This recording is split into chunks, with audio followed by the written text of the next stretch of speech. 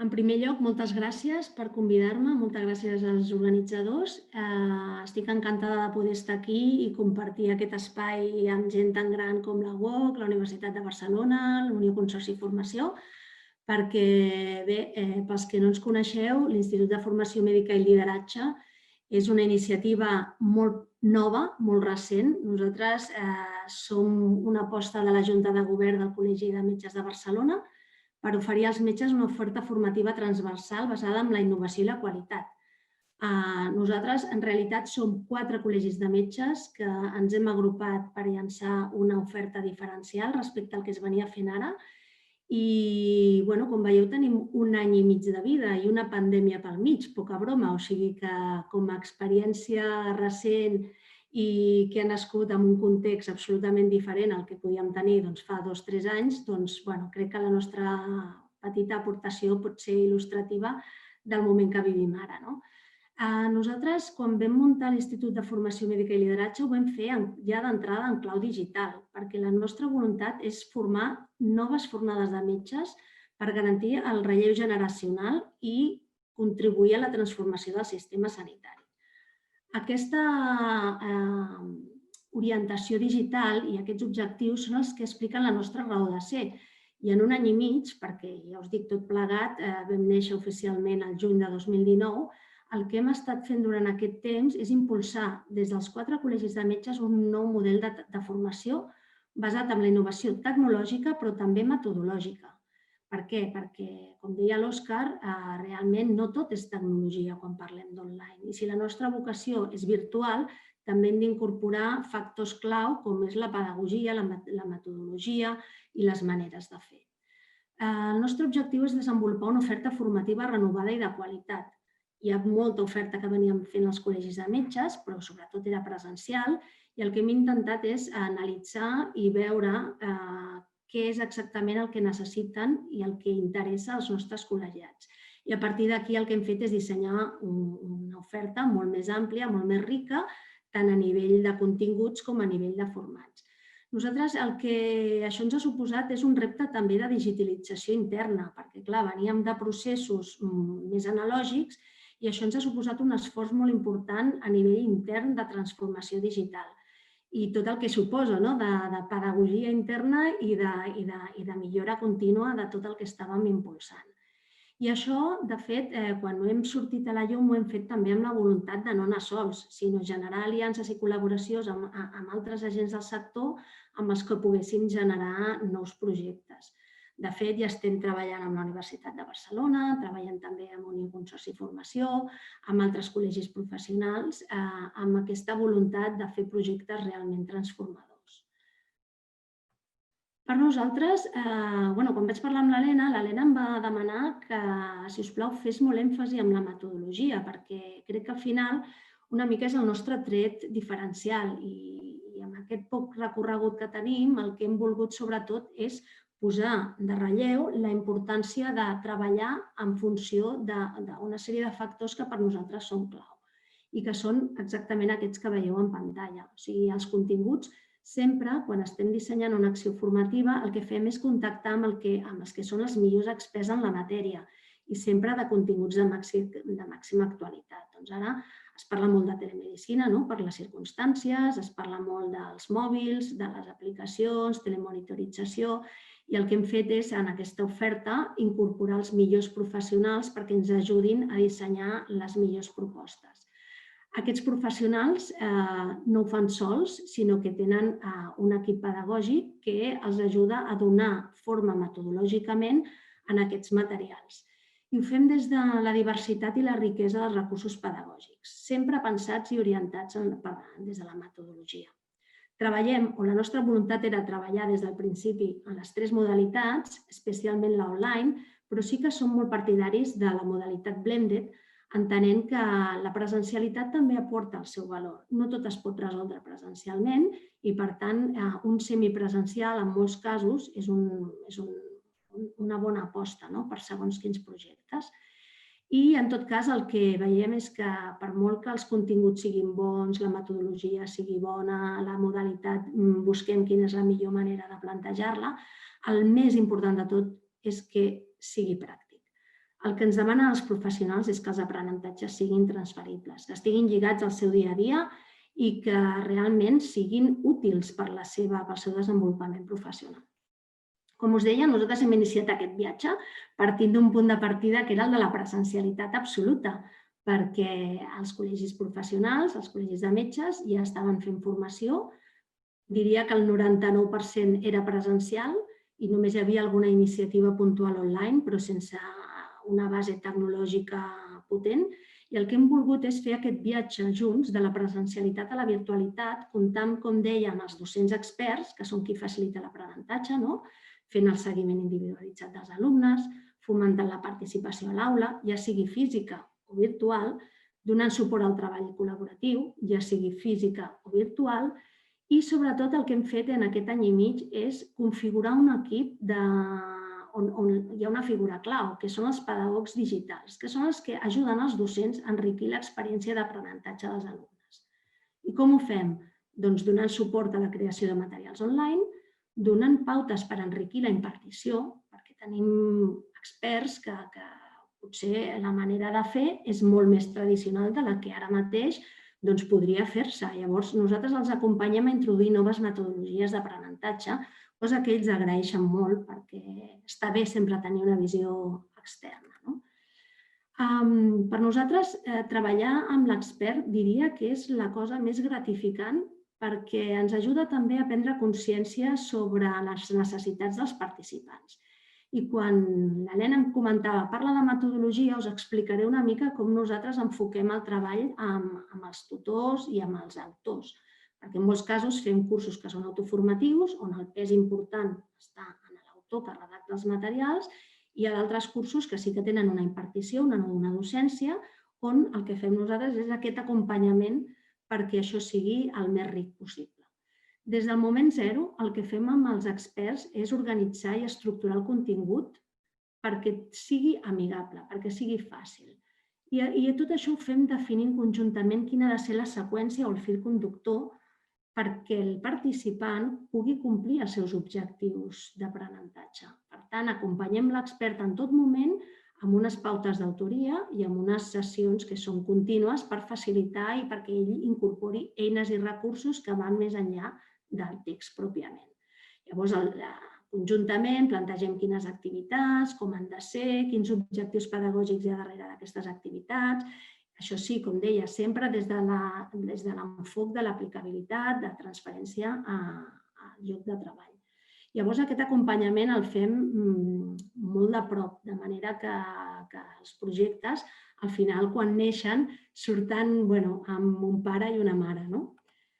Per nosaltres, metodologia no és posar bonic, que també, perquè creiem que les pantalles, òbviament, han de ser amigables i han de tenir imatge, han de tenir vídeo, però volem insistir en que la metodologia no és només això. Metodologia vol dir el que explicava abans, la importància de generar projectes que des del minut zero estan enfocats a enriquir l'experiència d'aprenentatge i a garantir l'aplicabilitat dels coneixements.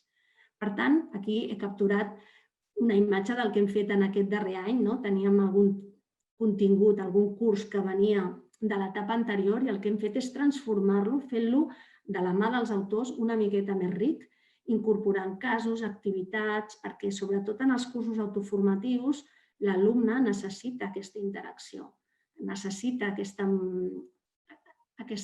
manera de fer que va més enllà de la merament expositiva. Per tant, per nosaltres metodologia és això, però també és enriquir els materials amb eines i recursos que ajuden a trencar amb el model més tradicional.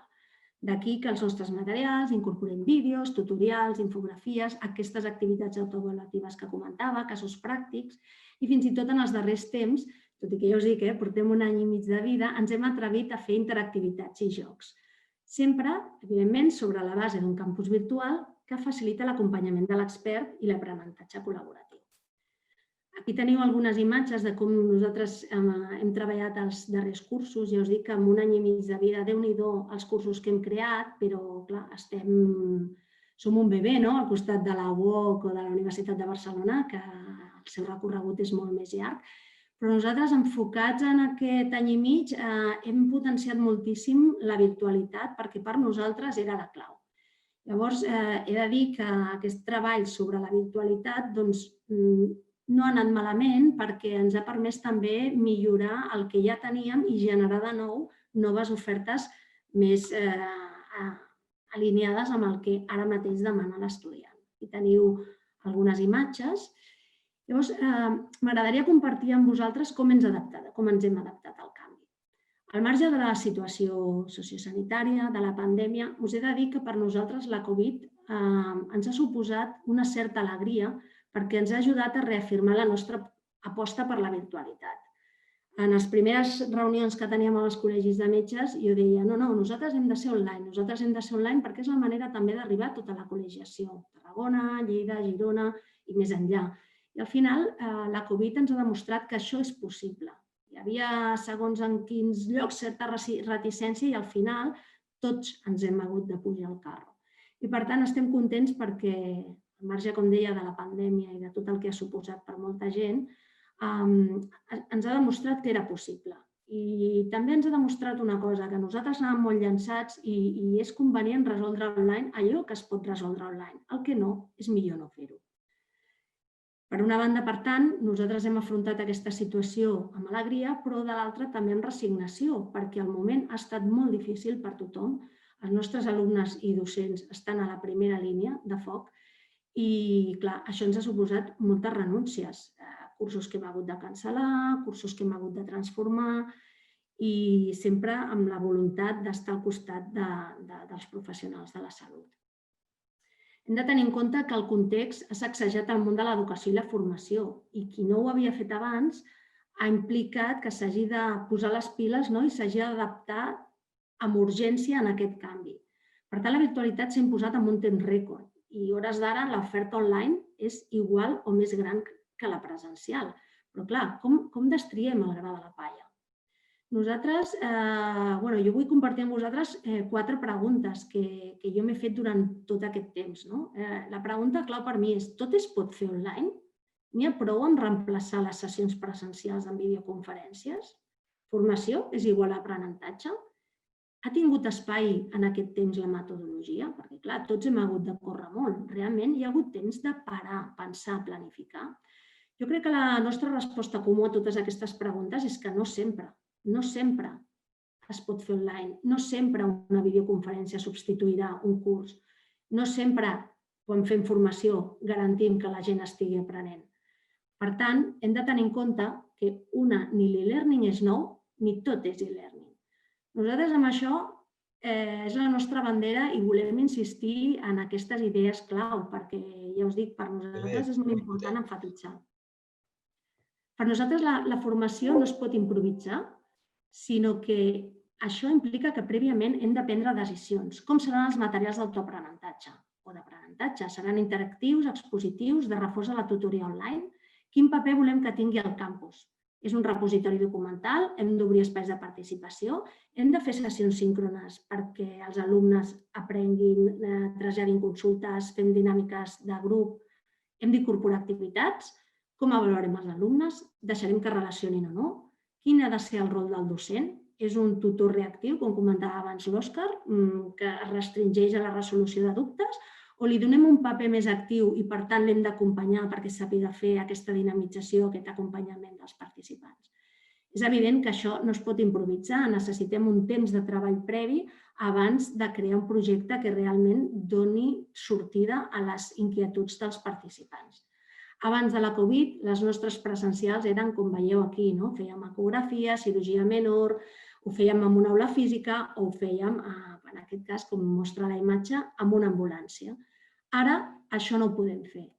Llavors, el que estem fent és que, si podem, aquestes presencials les estem transformant en telepresencials, és a dir, en un model síncron on tenim uns tutors, uns docents i uns alumnes que al mateix temps estan fent una interacció. I si podem, que en la majoria dels casos ho hem fet, el que fem és alimentar aquesta experiència amb nous recursos. Portem ara, no sé si mes i mig, 2 mesos, de clínica en clínica fent gravacions per gravar tècniques, tractaments, processos. Hem anat fins i tot a Avinent per veure quin és el flux de treball d'una impressió 3D. Hem estat al costat d'un docent per fer una simulació sobre com atendre pacients, i això ens ha donat l'oportunitat d'explorar quins són els límits i quines són les coses que podem fer i les que no. Per acabar, les lliçons apreses per veure què ens ha funcionat i què no, us diria que, tot i que estàvem preparats per la virtualitat, perquè, com us deia, la nostra vocació era sobretot digital, hem vist que no tot ho hem pogut o volgut adaptar. I no només per un motiu, sinó per 4. Un, la matèria en si mateixa no sempre permet que traslladem del presencial a l'online. Una cirurgia menor o una ecografia, doncs hi ha una part que pots resoldre online, però la part pràctica l'alumne la necessita. També ens hem trobat un escull que és la resistència d'alguns docents, per fortuna molt pocs, però hem trobat gent que no estava disposada a fer aquest canvi o no se sentia amb l'energia de fer-ho. També els alumnes, en el cas dels màsters, que tenen tallers pràctics, on els alumnes porten un any i mig amb nosaltres treballant, el que no accepten és que els tallers pràctics els substituïm amb un online, tot i que valoren molt positivament l'esforç que hem fet de gravacions, de fer webinars. Ells volen tocar i, per tant, ara tenim això en quarantena a l'espera de com es resol la situació. I després un altre factor és l'equip pedagògic. Som els que som i, com deien, tot i que l'online ens interessa molt, estem convençuts que costa més que el presencial, requereix més esforç i planificació i, per tant, no hem arribat a tot. Sí que la nostra intenció és anar arribant a poc, però estamos en ello. La Covid també ens ha fet prendre major consciència d'una cosa que ja sabíem, i és que l'online és exigent. És exigent perquè exigeix als participants competències comunicatives, requereix d'autodisciplina, autorregulació i motivació, i sobretot també necessita no només el participant, sinó que el tutor estigui en la mateixa línia, ha de tenir capacitats pedagògiques per comunicar i incentivar la participació en entorns virtuals o no físics. Per tant, tot això requereix un recorregut, un acompanyament i una formació. La principal lliçó apresa per nosaltres és que la intel·ligència és la capacitat d'adaptar-se al canvi, i adaptar-se al canvi vol dir assumir certes coses, ser flexibles, intentar, en la mesura dels possibles, fer el que es pot fer i fer-ho de la millor manera. Així que moltes gràcies, espero que us hagi resultat interessant i resto a la vostra disposició per qualsevol pregunta que ens vulgueu traslladar. Gràcies.